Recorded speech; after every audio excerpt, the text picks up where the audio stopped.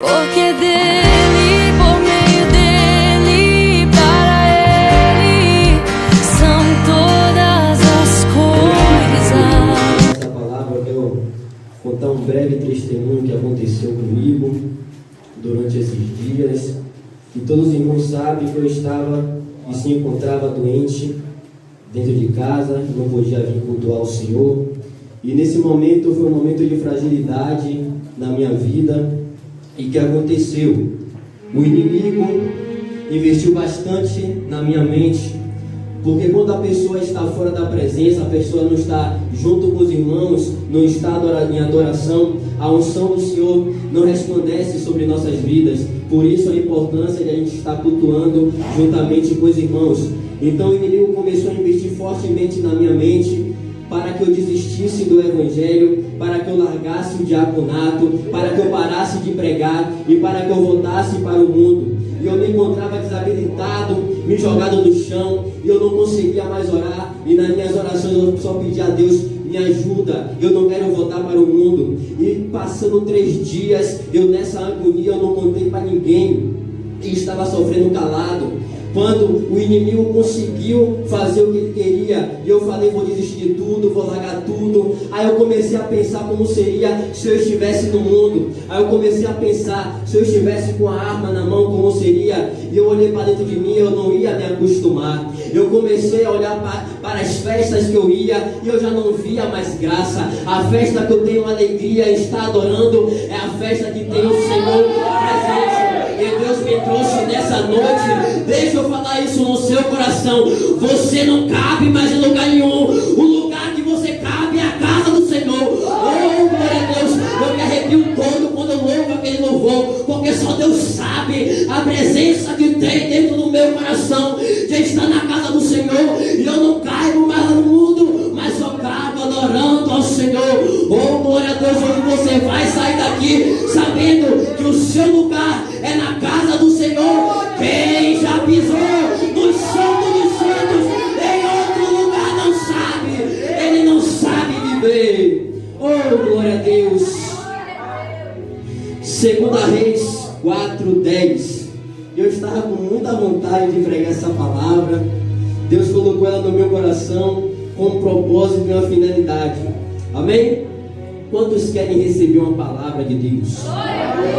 Eu tive pouco tempo de pregar essa palavra no outro, não tive tempo de expor tudo, mas agora eu vou expor com bastante calma e peço que os irmãos entendam. 2 Reis 4, seu versículo 10, que diz assim: façamos-lhes, pois, em cima um pequeno quarto, obra de predeiro, e ponhamos nele uma cama. Repita comigo: cama, uma mesa, uma cadeira e um candeeiro. Quando ele vier à nossa casa, retira-se para ali. Amém? Assente-se glorificando o nome do Senhor e creia que Deus tem uma palavra para o seu coração. Amém? Aqui a Bíblia se trata do profeta Eliseu.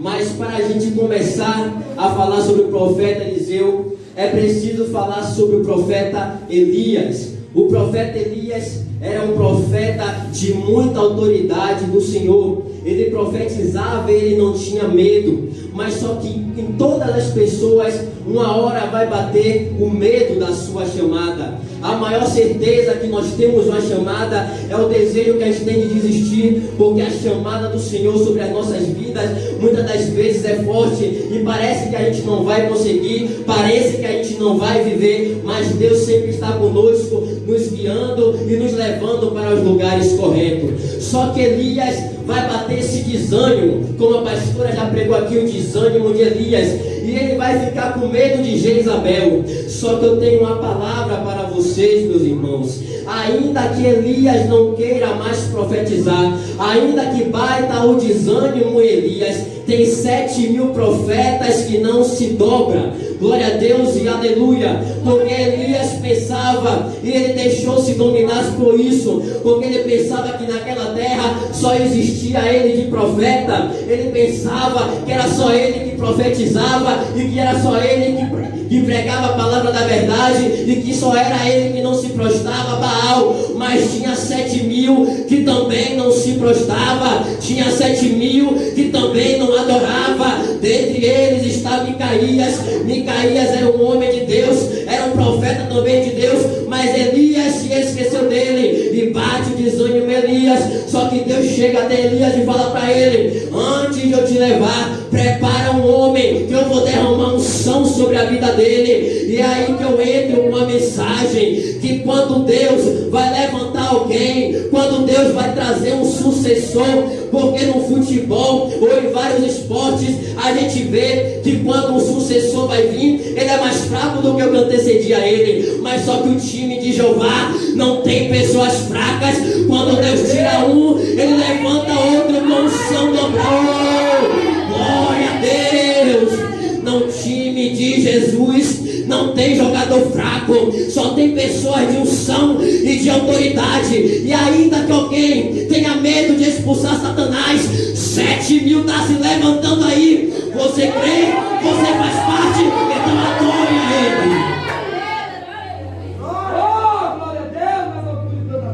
Só que aí o que acontece?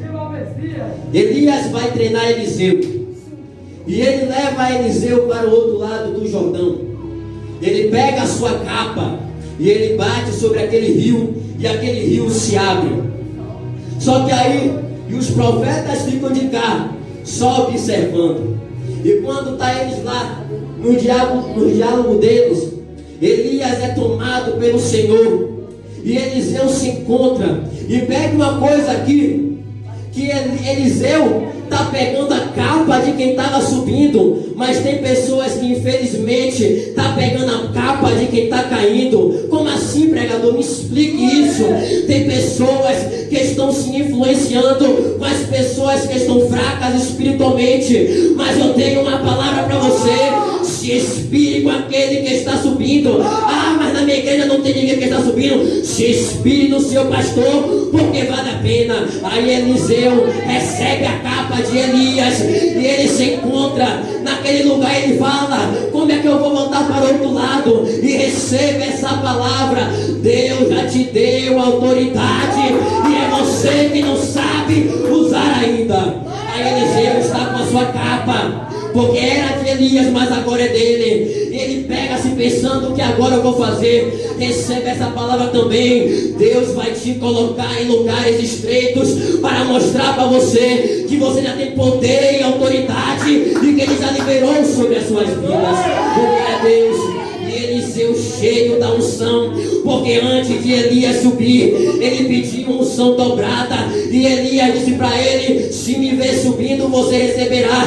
Então, se ele recebeu o manto, é porque ele tem unção dobrada, e o que ele aprendeu com o seu líder, ele repete. E olha só o que a gente aprende com isso: tudo que o nosso líder fazer é para a gente acompanhar. Oh, glória a Deus, porque tem uma geração de pessoas que querem desobedecer os seus líderes. Tem geração de pessoas que não querem mais se submeter aos seus líderes. E está aí o erro de muitas pessoas, é não obedecer a sua liderança. Só que Eliseu aprende com Elias.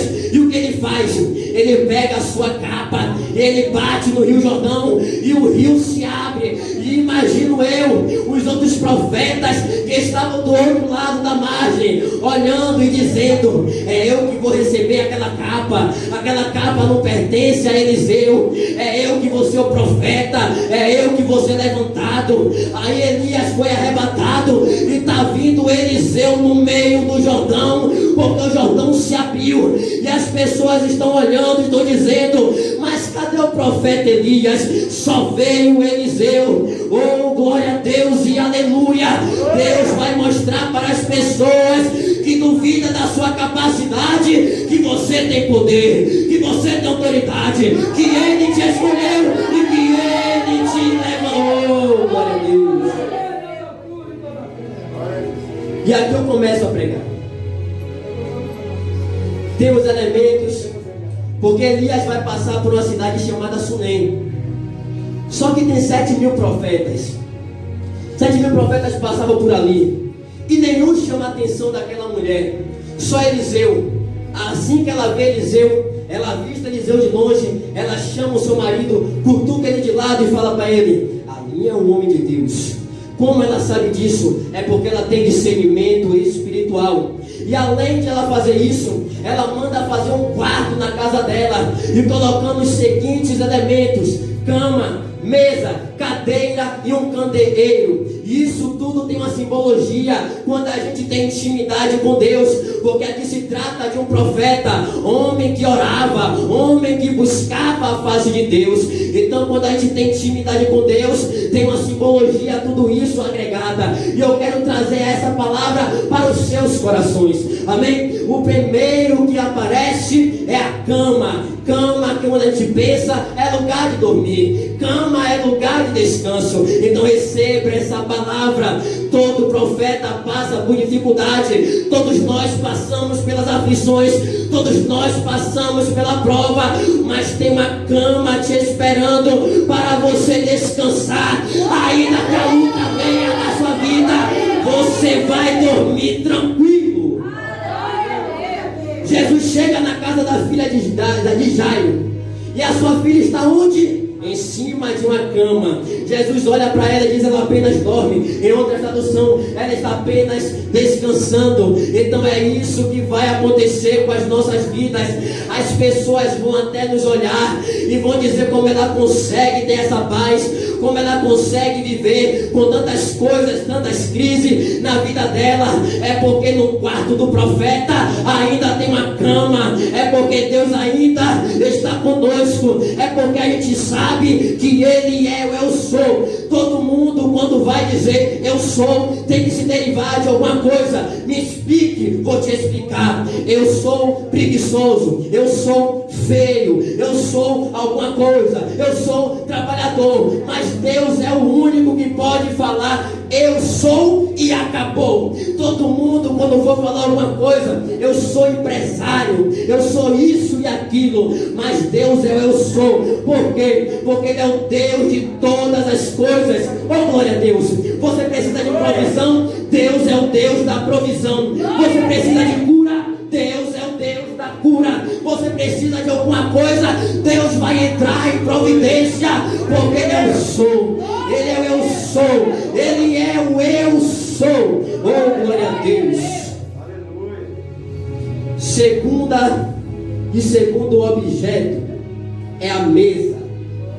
Mesa é lugar de se alimentar.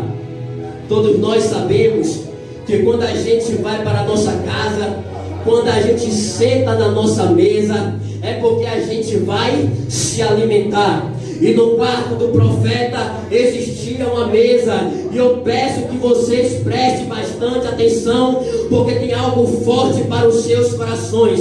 No quarto do profeta tem uma mesa. A mesa é lugar de se alimentar. Mas esse alimento não é alimento carnal, é o alimento espiritual. Nem só de pão viverá o homem, mas de toda palavra que procede da boca de Deus. Oh, glória a Deus. E quando o profeta está naquela mesa, ele se alimenta de quê? Da palavra de Deus. A palavra de Deus não muda. A palavra de Deus é fiel. Então, se você é profeta, se você tem intimidade, tem uma mesa te esperando para você se alimentar. Segunda coisa que a mesa representa: mesa é sinônimo de comunhão. Como assim? Davi manda preparar uma mesa perante ele na presença dos seus inimigos. É lugar de comunhão. Quando a igreja entender que devemos andar em unidade, todo mundo junto, a igreja vai prosperar, a igreja vai para frente, porque a igreja unida derrota os inimigos lá fora, mas a igreja desunida, os que estão lá fora, vence a igreja. Jesus, na sua mesa, na última ceia, ele dá instruções para os seus discípulos. Mas espera lá, na mesa que Jesus estava, tinha fuxiqueiro, mas ele queria junto. Na mesa de Jesus tinha incrédulo, mas ele queria junto. E vão olhar para Jesus e vou dizer, mas é fuxiqueiro, eu quero junto, mas é ladrão, eu quero junto, mas faz o que não é agradável ao Senhor, mas eu quero junto, não prega bem, mas eu quero junto, não canta bem, mas eu quero junto. O homem pode fazer acepção de pessoas, mas Jesus não faz. Oh, glória a Deus! Ele quer todo mundo junto, ainda que você tenha suas falhas, seus defeitos, Ele te quer junto. Se aproxima, oh glória a Deus. E durante esse tempo eu pude presenciar alguma coisa, algumas palavras que Cristo revelou sobre o meu coração, sobre a união. Conta que um homem chamado Eutico estava no culto e ele vai cair da janela, só que ele cai morto no culto. Então é sinônimo de que tem pessoas mortas no culto. Mas me conte, qual foi a parte que Paulo manda jogar ele para fora? Receba essa palavra: ainda que você estiver morto, continue dentro do culto. Oh, glória a Deus! Não saia, continue dentro do culto. O homem da mão mirrada, ele estava há tanto tempo enganando aquele povo, porque conta quem lê Bíblia sabe que não podia se adorar a Deus se tivesse alguma enfermidade. Ele está lá no seu culto, adorando ao Senhor. Ele tem sua enfermidade, mas ele não para de adorar. E imagino, só que ele não sabia que naquele dia Jesus ia estar no culto. E quando Jesus está no culto, tem revelação. Eu imagino ele com a sua mão mirradinha, olhando e adorando ao Senhor. E Jesus levanta-se e fala: você, venha cá para o meio, porque Deus trabalha no meio. Onde tem dois ou mais reunidos no seu nome, Ele se faz presente no meio. Então Ele chama aquele homem para o meio. Ele fala: estenda a sua mão. Eu imagino as pessoas que sempre via ele adorar o Senhor, falava: menino, mas que pecado, ele adorando a Deus com a sua enfermidade. Só que Deus não olhou para isso. Deus vê no desejo que ele tinha de adorar. Deus cura ele para dizer: agora você pode adorar com o seu coração. Quem sabe as pessoas não diziam no culto: levante a sua mão para receber essa palavra, e aquele homem não podia levantar a sua mão. Mas Deus, além de revelar que ele tinha uma falha, Ele traz a solução. É por isso que eu não creio em profetas que vem trazendo uma palavra sobre a pessoa, escandalizando a pessoa, mas não traz a solução. Se você é profeta, você vai profetizar, você vai mostrar o pecado do irmão, mas você vai trazer uma solução. Jesus chama aquele homem para o meio. Ele está no meio daquele culto, só que Jesus tem a solução. Se você não tem a solução para o pecado do irmão, não mostre para as outras pessoas. Só mostre para as outras pessoas se você tem o poder e a autoridade de renovar aquelas pessoas. Oh, glória a Deus. E o importante, e o que a gente aprende aqui, é que esse homem, mesmo com as suas falhas, mesmo com seus defeitos, ele escolhe adorar o Senhor. Quantas pessoas estão em pecado na igreja, aí falam: vou sair porque eu estou em pecado. Mas eu tenho uma palavra para você: ainda que você esteja morto espiritualmente, ainda que você tenha pecados, continua na casa do Senhor. A igreja é um hospital. Somos doentes. É melhor o doente estar dentro do hospital ou lá fora contaminando os outros? Dentro do hospital.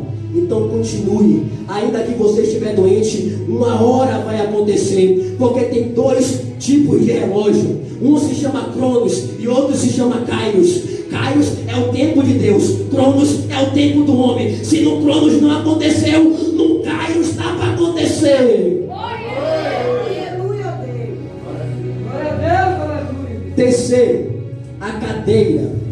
Cadeira é lugar de honra. A gente vai em igrejas e a gente vê que lá tem algumas cadeiras, e só senta lá quem tem honra, só senta lá quem tem nome. Aqui nós não trabalhamos com isso, porque o único que tem honra e que tem nome é aquele que já morreu e que ressuscitou no terceiro dia para nos dar a esperança de uma salvação. Glória a Deus. Mas só que cadeira é lugar de honra. Toda pessoa que tem honra, o rei, ele tem uma cadeira. E deixe-me fazer aqui para vocês poderem entender. Cadeira também é lugar de se refletir. Quando alguém senta numa cadeira, ele senta para poder refletir em algo. E ele fica refletindo. Quando o rei é chamado para resolver algum problema, ele fica sentado, ele só levanta quando ele tem a ideia certa. O que entendemos com isso é que se você não tem, ou se você não sabe, ou se você está injuriado, não fale, porque a sua palavra tem poder. Deus te chamou como representante dele. Então toda palavra que sai da sua boca tem poder. Para de amaldiçoar as pessoas que você não gosta. Deus diz: que prazer tem esse em dizer que só ama as pessoas que te amam, ama também as pessoas que te odeiam. Então o rei, ele tem a honra, ele está sentado na sua cadeira. Quem assistiu filmes de romano, de grego, sabe que o rei só se levanta quando ele tem a opinião dele formada. E ele se levanta, ele faz assim, é para deixar a pessoa viva, e assim é para matar. Então a sua palavra tem poder. Pessoas podem morrer porque de uma falta de palavra sua. Dê a sua palavra com autoridade. Saul, cadeira de rei. Davi, cadeira de rei. José, cadeira de governador. Tem uma cadeira te esperando. Oh, glória a Deus. Ainda que não seja aqui nessa terra, será lá no céu. Quando a gente for comer do banquete, tem uma cadeira com seu nome te esperando. Ainda que os homens não te deram honra, Deus todavia tem honra dupla para te dar. O quarto, o candeeiro. Candeeiro, quem não sabe, é algo que ilumina o quarto da pessoa. Então, o que significa isso? Significa que Deus vai clarear as nossas visões. Oh, glória a Deus. Mas isso só se entrega com aqueles que têm intimidade com Ele. Quem tem candeeiro no seu quarto tem revelações da palavra. Toda vez que uma pessoa é bastante usada em revelações sobre a palavra, é porque ela tem um candeeiro, é porque Deus ilumina para que ela venha a ser iluminada sobre as suas palavras. Oh, glória a Deus. E toda pessoa que tem uma intimidade com Deus tem um candeeiro no seu quarto. Glória a Deus e aleluia. Só que aí, o que acontece? Dentro desse quarto tinha tudo isso. O profeta era bastante honrado pelaquela mulher. Só que ele prometeu e ele profetizou um filho para aquela mulher. O filho daquela mulher nasce. Só que depois ele vai morrer. E entende isso aqui.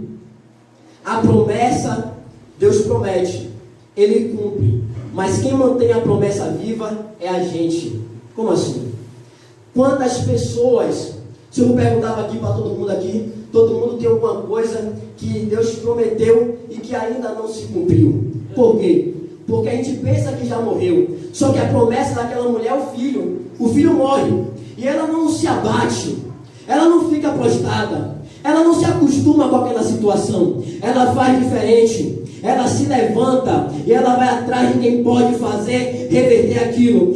Tem uma palavra para você. Ainda que a sua promessa tenha morrido, Deus é ressuscitador de sonhos e de promessa.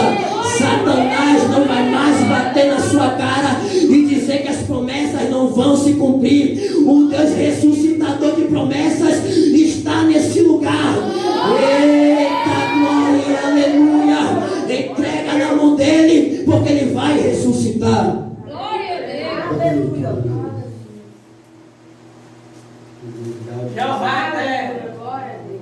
Então, aquele menino e ela vai levar até o profeta. E tem coisas que vão acontecer aqui. A palavra vai rochar um pouquinho, mas é para o seu aprendizado. Amém? Só que a mulher vai até aquele homem, vai conversar com ele. Ele vai pegar a sua vara, bastão ou cajado, e vai entregar na mão de Geazi. Vai dizer, vai até a casa daquela mulher. Geazi vai todo empolgado, vai correndo. Eita, é que agora eu vou realizar um milagre. Agora o meu nome vai ser apregoado por aí. Agora eu vou ser famoso, vou ser conhecido como um profeta. Só que o que acontece? Geazi chega até lá e nada acontece. Receba essa palavra. Cajado de Eliseu não funciona na mão de Geazi. Oh, glória a Deus. Eu vou exemplificar para você entender. Pessoas e pregadores que não conseguem pregoar a palavra de Deus e que ficam copiando mensagem de outras pessoas, é geração de Geazi, que não tem mais oração, mas que quer pregar cajado, que não ora mais, mas quer pregar cajado. Todavia, que um homem tiver um cajado, é porque Deus derramou sobre a vida dele, e Eliseu dá uma chance de ele se retratar e de ele ser conhecido como profeta. Só que esse homem não tem reserva de oração. Ele vai lá e ele vai pensar que a autoridade, que o poder está no cajado. Receba essa palavra no seu coração. O poder e a autoridade não está no cajado. O poder e a autoridade está no que Eliseu vai nos ensinar. Aí ele volta frustrado porque nada aconteceu, e Eliseu vai até lá. E olha só o que Eliseu faz. Ele entra na Bíblia, entra no quarto, fecha a porta e ora. O segredo não está no cajado, o segredo está na oração. Geazi pensava que o segredo estava no cajado, mas Eliseu prova para ele que a oração ainda é tudo, que a oração ressuscita, que a oração faz milagres. Se você parou de orar e está pensando que as coisas vão fluir na sua vida, não vai, porque tudo começa na oração. O princípio de todas as coisas começa na oração. Como o Márcio estava pregoando, a oração é uma oratória, é a sua forma de falar. Então, se você fala com Deus, tem poder, tem autoridade para as suas vidas, o cajado não vai falhar na sua mão. Oh, glória a Deus, porque o cajado funciona na mão do pastor e da pastora, é porque ela tem autoridade, é porque ela ora, é porque ela jejuma, é porque ela consagra. E a geração de Geazi vai para o púlpito vazio e quer pegar uma mensagem e quer que a igreja se agite. Não vai se agitar enquanto você não entender que o segredo está no princípio da oração. Quando você voltar para a oração, você vai ver as coisas e os milagres acontecer. Coxos vão voltar a andar, cadeirantes vão se levantar, pessoas que estão com câncer vão vomitar. Mas quando a igreja voltar para o seu princípio, que é a oração. Já estou encerrando. Pastora, não quero distorcer da sua palavra, que a senhora pregou sobre o machado de Eliseu. A senhora pregou sobre o machado. Só que Deus me deu da visão. Não é querendo ser melhor do que a pastora, mas Deus me deu da visão. Amém? Vocês estão aqui para receber? Amém. Bem, conta que os homens queriam ampliar suas casas. E eles vão cortar madeira para poder fazer mais casas. Só que um deles está com um machado. Só que ele está batendo e não está percebendo que o machado está frouxo. Então, o que entendemos com isso? É que tem pregadores que está com o instrumento certo, mas que ele não verifica antes de usar. Como assim? Tem pessoas que vêm para o púlpito vazias. Ela não está nem aí, não está nem reparando para nada. Só quer chegar no púlpito, não lê Bíblia, não lê nada, e quer chegar, quer escandalizar, quer falar tudo que vem na sua mente. Mas eu entendo que não é isso. Quem passou pelo treinamento de pregadores sabe que não é assim. Primeiro começa na oração. Você pede uma palavra a Deus. Deus vai te dar a palavra, vai te dar o direcionamento. É por isso que muitas das pessoas que não entendem, elas ficam pensando que a gente fica soltando indireta para vocês. Mas não é. A gente lê Bíblia e a gente explica. Porque o que é o ato da pregação? O ato da pregação é exemplificar aquilo para as pessoas. Quando a pessoa vai estudar teologia, o texto base é aquele do eunuco. O eunuco estava se batendo para entender aquela palavra. Ele não sabia entender. Por quê? Porque não tinha quem explicasse. Então, se tem alguém que explique a palavra de Deus, vai acontecer. Por mim que pense que é indireta, por mim que pense que eu estou falando de vocês, eu não me importo mais. Eu me importo de pregar a palavra simplória a Deus. Não quero ninguém me mamar, quero simples. Só que tem uma coisa, ele está batendo e não percebe que o seu armamento, que o seu instrumento está frouxo. E quando o instrumento cai no rio, aí que ele vai lembrar que era emprestado. E receba essa palavra. O instrumento que Deus te deu para apregoar a palavra dele é emprestado. Uma hora você vai ter que dar conta. Tem pessoas que estão batendo, porque não sabe que é emprestado. Porque quando a pessoa tem a noção de que ele está trabalhando com um instrumento que é emprestado, ele tem cuidado. Só que ele já se acostumou. Está batendo, não vendo nada acontecer, mas continua batendo. Só que ele não volta para o princípio. Qual é o princípio? Oração. Então ele bate e aquilo acontece. Então, todavia, o pregador que não sabe usar o seu instrumento, ele machuca as pessoas.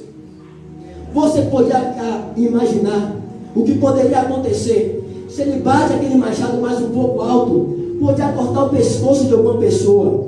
É por isso que muitas das vezes, muitas das igrejas, tem pessoas que estão se desviando. Por quê? Porque tem uma palavra, mas não é uma palavra sólida, não é uma palavra rígida, é uma palavra frouxa. E acaba que o quê? Que as pessoas saem. Só que aí, e o mais interessante disso aqui, o machado vai cair e ele vai lembrar, ai, era emprestado. Então Deus nos empresta algo, nos empresta talento para cantar, para louvar. Só que a gente tem que lembrar que nós dependemos dele e que somos dependentes dele. Só que aí só vai reparar depois que ele perde. Tem muitas pessoas que só vão dar valor àquilo que Deus deu quando perder. Então caiu lá no rio e ele fica preocupado e ele vai até Eliseu, porque no final de todo expediente, aquele homem teria que pegar sua ferramenta e entregar para o dono. Então o que você está fazendo com a ferramenta que Deus te deu? Você está usando ela da maneira devida? Ou você está fazendo o que você quer? E isso aqui é o mais interessante de tudo, isso que eu estudei. O machado, a parte que cai, é o ferro cai sobre a água. E Eliseu vai pegar um pedaço de madeira. E estudando, eu pude perceber que essa mesma madeira é do mesmo material da madeira que foi o nosso Cristo crucificado. Então entende isso aqui, e só vai entender que é espiritual. Tudo aquilo que o inimigo derrubou, a cruz levanta. Glória a Deus. Tudo aquilo que o pecado derrubou, a cruz levanta. Assim, pregador, como aquela música que daqui a pouco eu vou cantar para vocês. Vou deixar na cruz tudo que passou. Então devemos deixar na cruz todas as coisas. Eliseu joga o pedaço de madeira e o machado levanta. Então tudo que o pecado derrubou nas suas vidas, a cruz hoje vai levantar. O seu ministério não vai se acabar, porque Cristo morreu na cruz para que a gente hoje estivesse aqui e tivesse o direito de ministrar a sua palavra. Oh, glória a Deus. E assim eu agradeço a minha rica oportunidade.